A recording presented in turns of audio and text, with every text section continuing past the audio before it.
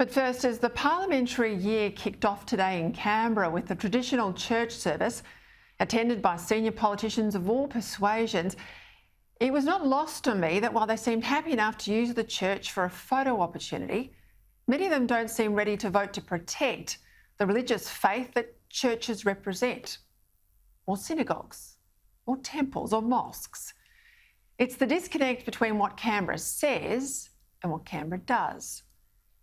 Every election is important, every election matters. Right now, there's a lot of focus on the government in power and very little on the opposition in the wings that, if the polls are to be believed, will likely be the government in a matter of months. It's hard to find another opposition leader to have risen without a trace like Anthony Albanese. It's extraordinary to find a man who's been in Parliament for 25 years but is so unknown to most Australians.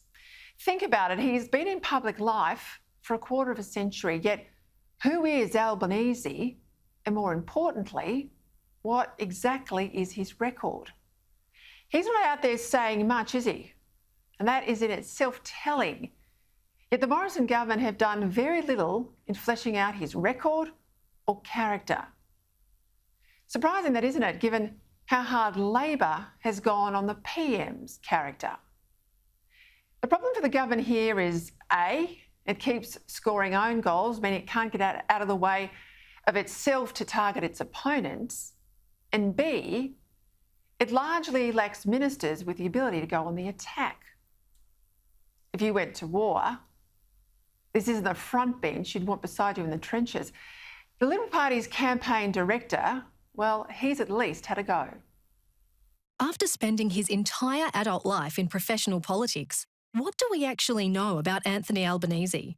He's never held a financial portfolio, never held a national security portfolio, he's never delivered a budget. He supported higher taxes on retirees, housing, super and inheritances, and unwinding Australia's strong border protection. But lately, no one knows what he stands for. Don't risk our recovery with Labor. As that ad makes clear, all voters should know, but I'm sure they don't, the opposition leader has never held a national security portfolio or an economic one.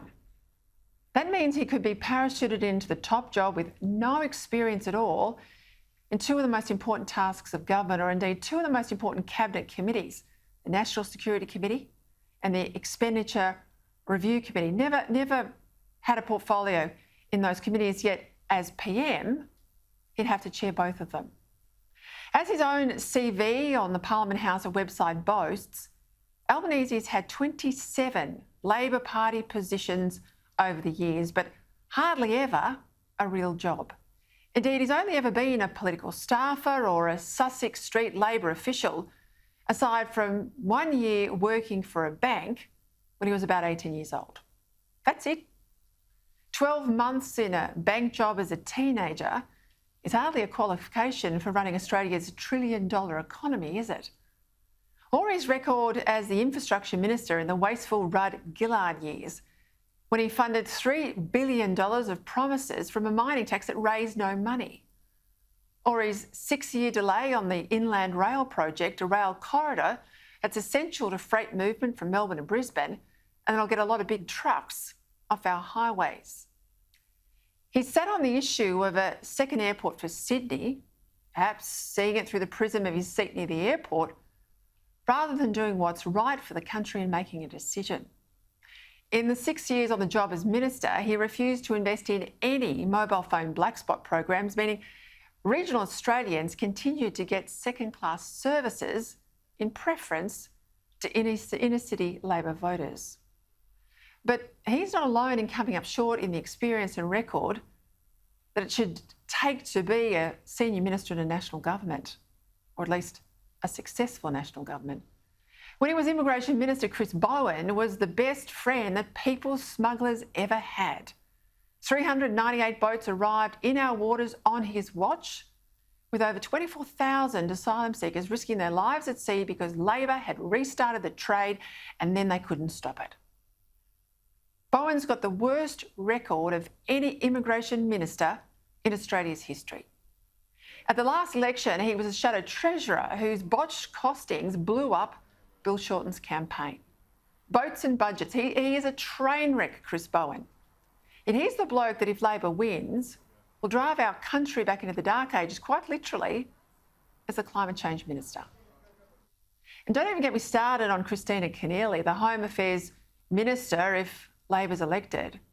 This is the former New South Wales Premier who presided over Labor's worst ever election result in history. She's failed at everything. As Premier, as the candidate for Bennelong, as the Senate Deputy Leader seeking pre-selection. Yet Labor seriously expects her to succeed at keeping the boats stopped. There's many other examples. I have got a long political memory, but plenty of nights here between now and the election to work through the rest of the Albanese frontbench. My only worry is how much time do Australian voters have to hear about all of this before they're asked to vote.